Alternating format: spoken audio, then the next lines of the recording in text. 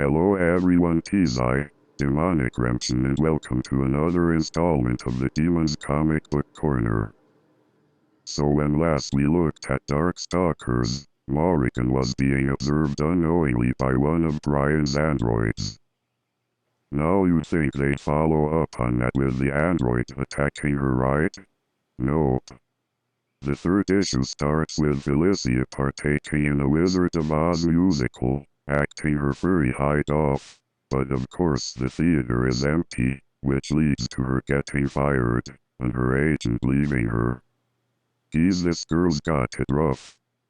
Oh hey, it's John Talban, a guy I can relate to, except without being a werewolf. It's a shame, yet a good thing Felicia doesn't agree with his bleak view on humanity. Let me tell ya, she's a lot better with her optimism. I'd hate to see a beautiful character become so ugly in a manner of speaking. So after a small detour of a painter taking interest in a rather geeky-looking blonde, we cut back to Felicia at an audience before a familiar face crashes into the joint looking for a place to sleep before he was attacked by a group of bitter people. Apparently stray dogs can sleep where they want in that town.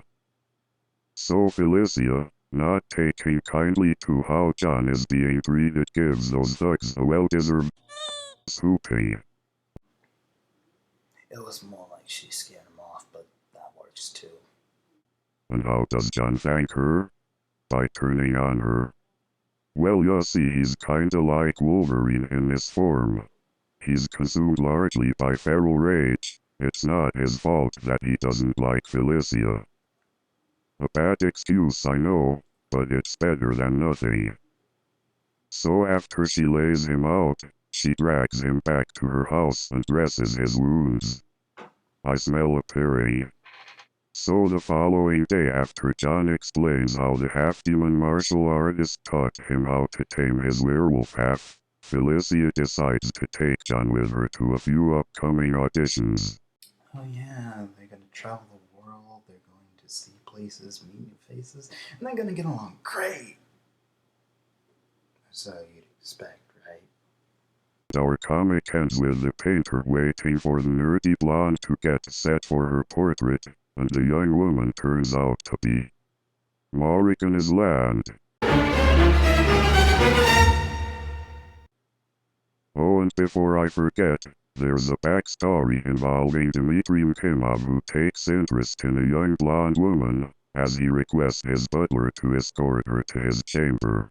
Run away, he's going to suck your blood. After showing his holy I now understand why Darkstalker fans say he's superior to Edward Cullen. But for those of you who don't know, if you play the original Darkstalkers, or what the 4-part Night Warriors, Darkstalkers Revenge, Dmitry briefly takes on this form.